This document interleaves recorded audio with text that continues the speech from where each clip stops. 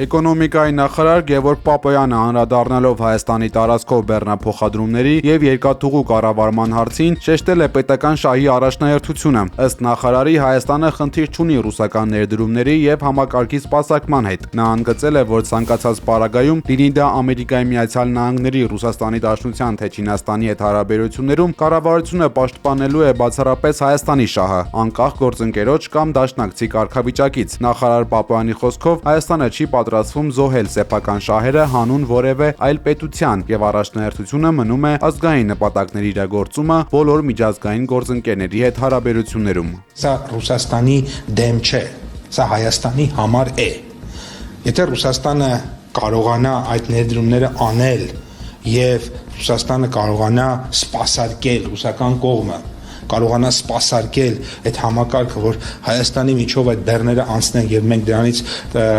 քաղաքական եւ տնտեսական անվտանգային օգուտներ ունենանք, մենք խնդրեմ չունենք։ Երևանում ավարտվել է Խաղաղության կամուրջ նախաձեռնության 3-րդ համաժողովը, որն իր ծավալներով էականորեն գերազանցել է նախորդ երկու հանդիպումները։ Մամուլի ասուլիսի ժամանակ նախաձեռնության մասնակից Բորիս Նավասարդյանը բարձր է գնահատել ադրբեջանցիների ցամաքային ճանապարհով Երևան գալը։ Ըստ նրա, Խաղաղության կամուրջ նախաձեռնության շրջանակում հայ եւ ադրբեջանցի փորձագետների միջև անկեղծ երկխոսությունը զարգանում եւ խորանում է։ Մենք սկսում ենք իրար ել ավելի լավ հասկանալ։ Իսկ հասկանալը նշանակում է նաև պատկերացնել ինչ է հնարավոր եւ ինչ է հնարավոր չի այս գործընթացի ընթացքում։ I think so, because signing of this... Ադրբեջանի նախագահ Իլհամ Ալիևը Ֆրանս 24 հեռուստաալիքին տված հարցազրույցում ըստ էության բացառել է Բաքվում պահվող Արցախի նախկին ղեկավարության ազատ արձակումը։ Նա հաստատել է, որ Ադրբեջան կատարած այցի ընթացքում ԱՄՆ փոխնախագահ Ջեյ Դի Վենսը բարձրացրել է Արցախի ռազմաքաղաքական ղեկավարների հարցը, ինչին ի պատասխան ինքը ներկայացրել է Բաքվի պաշտոնական դիրքորոշումը։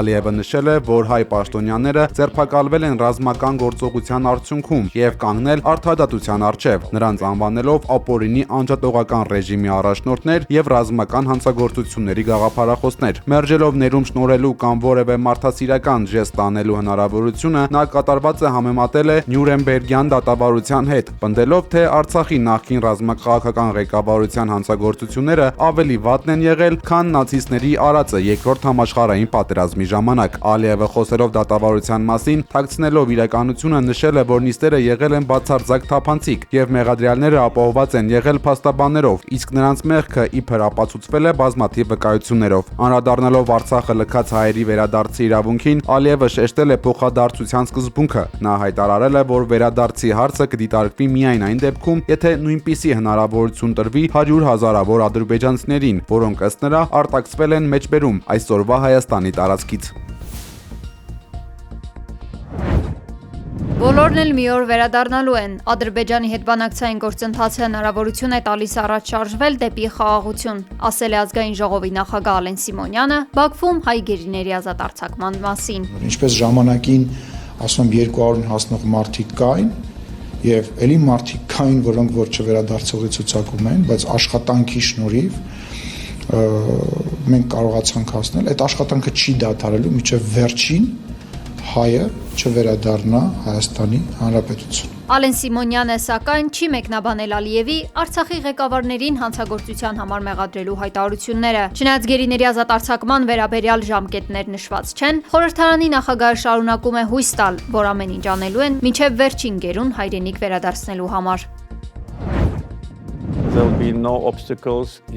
Երբ փոփոխություն արվի Հայաստանի սահմանադրությունում, հաջորդ օրը կարող ենք ստորագրել խաղաղության պայմանագիրը, Մյունխենում հարցազրույցի ժամանակ ասել է Ադրբեջանի նախագահ Իլհամ Ալիևը։ Նրա համոզմամբ Հայաստանի սահմանադրությունը հիմնական խոչընդոտ է, մասնավորապես անկախության հռչակագրի այն դրույթը, որը ներառում է Արցախի եւ Հայաստանի միավորման մասին ձևակերպում։ Առանց համապատասխան դրույթի փոփոխության խաղաղության համաձայնագիրը չի կարող ստորագրվել։ Իսկ Երևանում ԿՊԱ-ական պատգամավոր Սերգեյ Բագրատյանը Բագրատյանին հարց են ուղղել. ինչ տեսակետ ունի Ալիևի դիրքորոշումների եւ բացեի բաց Հայաստանի ներքաղաքական կյանքին խառնվելու վերաբերյալ։ Բագրատյանը պատասխանել է. համամիտ է, որ սահմանադրությունում կան խնդրահարույց կետեր եւ ենթակա են փոփոխության։ Նա նաեւ նշել է, որ միջազգային պայմանագիրը բարձր է ազգային օրենքներից։ Բոլորս գիտենք, որ սահմանադրության հետ կապված բազմաթիվ հարցադրումներ կան եւ նոր սահմանադրության հետ նաեւ պայմանավորված հանձնաժողովը ստեղծել, որը աշխատում է, բայց թե ինչքան կաշխատեն, երբ կավարտվեն, ես չեմ կարող ասել։ Վերադառնալով Մյունխեն, Ալիևը հավելել է նաև, որ տեղյակ է Հայաստանում սպասվող ընտրությունների մասին։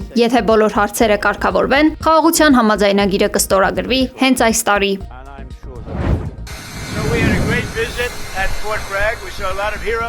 ԱՄՆ-ն պատրաստվում է Իրանի դեմ շաբաթներ տևող հնարավոր ռազմական գործողությունների, հայտնել է Reuters-ը։ Եթե նախագահ Դոնալդ Թրամփը հարձակվելու հրաման տա, սա կարող է վերածվել շատ ավելի լուրջ հակամարտության, քան նախկինում էր։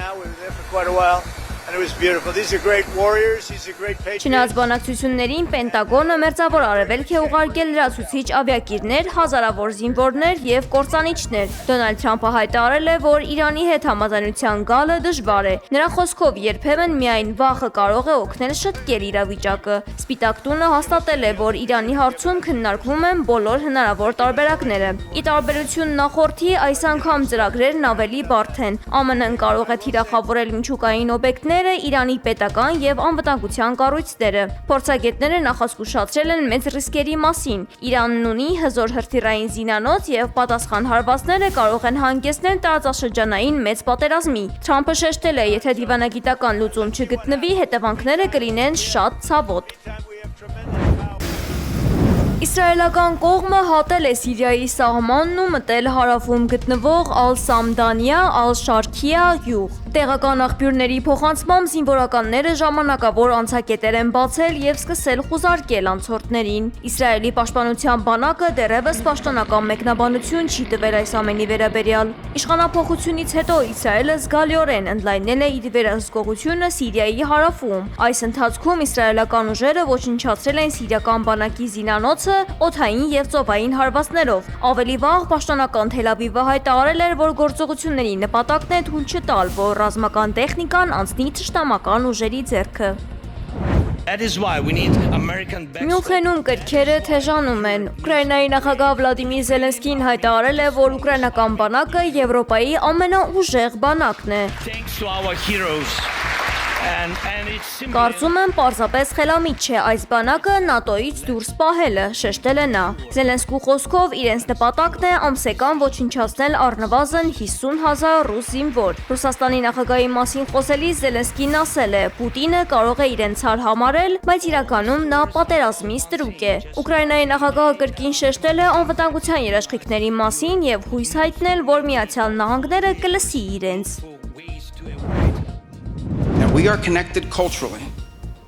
We want Europe to be strong. ԱՄՆ պետքարտուղար Մարկո Ռուբիոն Մյունխենում հայտարարել է, որ Ուկրաինայի հարցով բանակցություններում վիճելի թեմաները կրճատվել են, սակայն մնացել են ամենաբարդերը։ Նա հաստատել է, որ բանակցությունների նոր փուլը կկայանա փետրվարի 17-ին։ Թեև Վաշինգտոնը վստահ չէ, թե որքան լուրջ է Ռուսաստանը վերաբերվում Ուկրաինայի հակամարտության կարգավորման հարցին։ Խոսելով արևմուտքի մասին, պետքարտուղարը խոստովանել է, որ նախկինում հավատը մշտական խաղաղության սխալ էր եւ անտեսում էր պատմության դասերը։ Նա նշել է, որ Թրամփի վարչակազմի օրոք ԱՄՆ-ն մտադիր է վերականգնել իր հզորությունը եւ ցանկանում է դա անել Եվրոպայի հետ սերտ դաշինքով, քանի որ երկու կողմերը կապված են ոչ միայն տնտեսապես, այլև հոգեպես ու ընդհանուր ճակատագրով։